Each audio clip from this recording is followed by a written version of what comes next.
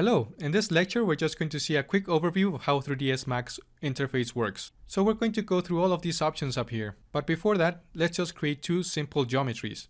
And to do that I'm going to go to my plus icon, go to my circle icon, and I'm going to see this standard primitives option. So I'm going to select the box for now. You can see that within the standard primitives we only see very simple geometries. So let's select the box and we're going to click and drag to give this a length and a width. So by just clicking and dragging with the left click of our mouse, we're going to be able to do this. Now by letting go, I'm going to give this geometry a height.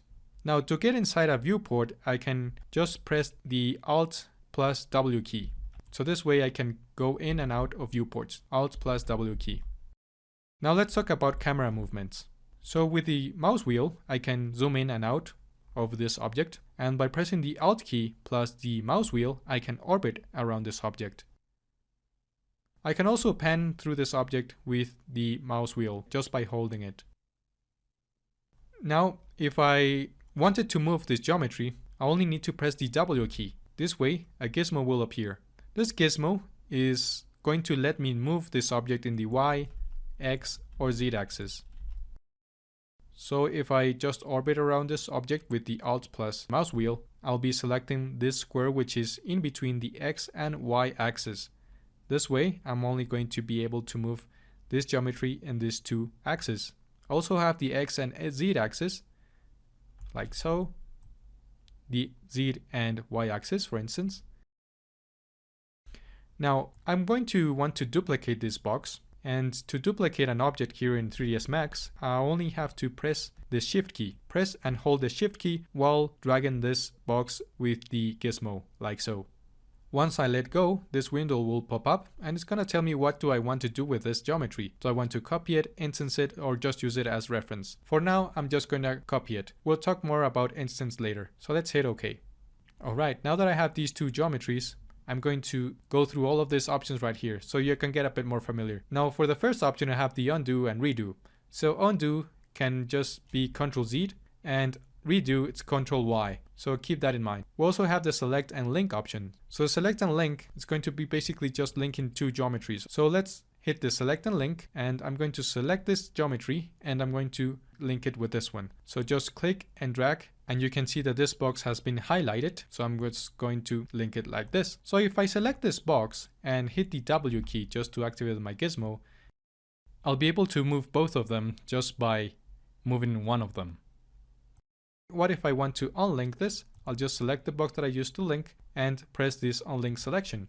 Now they're no longer linked. Next up we have the bind to space warp tool. Now this is a bit too intermediate for now, so we're just going to leave it for later.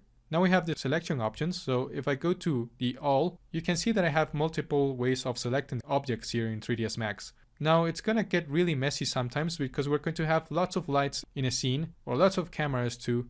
So what if I only want to select the lights from a scene? I'll just go ahead and select lights, and if I click and drag, you can see that I'm no longer selecting geometries. But if I go here and set this to geometry, you can see that now I'm able to select these geometries.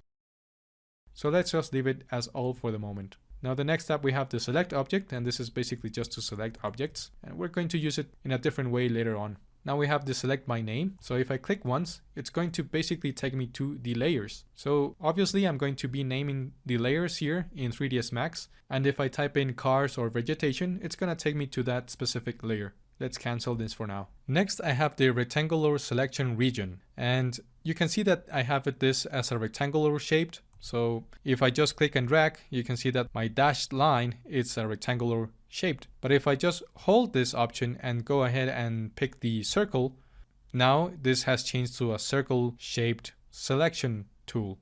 If I go now with a spray, for instance, and I click and drag, I'll just be selecting stuff like this. Now to unselect, I will only have to press my Alt key to unselect objects. Next up, I have the window crossing. So if I have this option and I just click and drag, just by touching this geometry anywhere, it's going to be selected. But if I change this to the different option here, it's gonna want me to select all the object for this selection to happen. So you can see that if I just drag it like so and just select a bit of it, it's not gonna be selected. I have to have the whole object inside this region. Now I have the selection move tool, and this can be accessed with just the W key. Next up I have the rotate, and this can be accessed with the E key like this. So I'm going to be able to rotate it in any axis like so. And then I have the scaling. So the scaling has different options. So for instance, the first one will let me scale this proportionally. Then the next one's gonna let me scale this in all of the axes. So you can play around this scaling option. And it's really handy to have all of these different tools. So let's go ahead and pick the W just to move this geometry around. So let's put it over here for now. Now the view option, it's gonna help us to place our gizmo differently. Our gizmo, remember that it's this movement tool right here. And for now, we're not going to be able to move around it a lot because it's just a simple box. We'll get more into it later. Now we also have the use pivot center option, and this is basically our transform center. So everything, our scaling or movement will happen where the pivot is positioned, but let's just leave it as it is.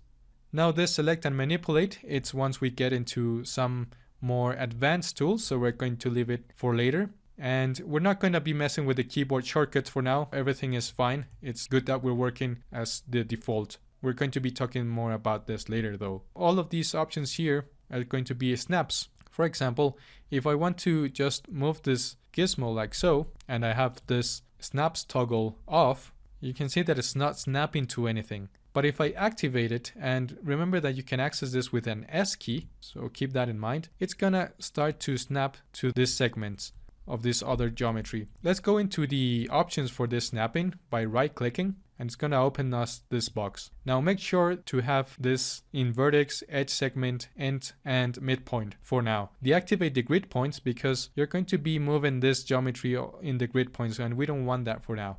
Now in the options tab, we have the enable axis constraints. So keep this box checked. So let's see what happens if we don't have this box checked. You can see that all of the axes right now in this gizmo have been activated.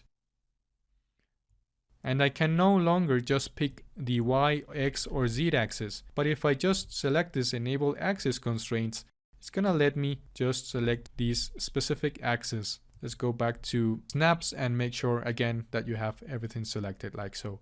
Now we can just close this box here. Now to enable this, just press the S key. Now we have the angle snap toggle. I can snap this each 10 degrees or each 5 degrees actually. Alright, can also just right click and play around with the options from the angle tool. But for now, let's just leave it as it is.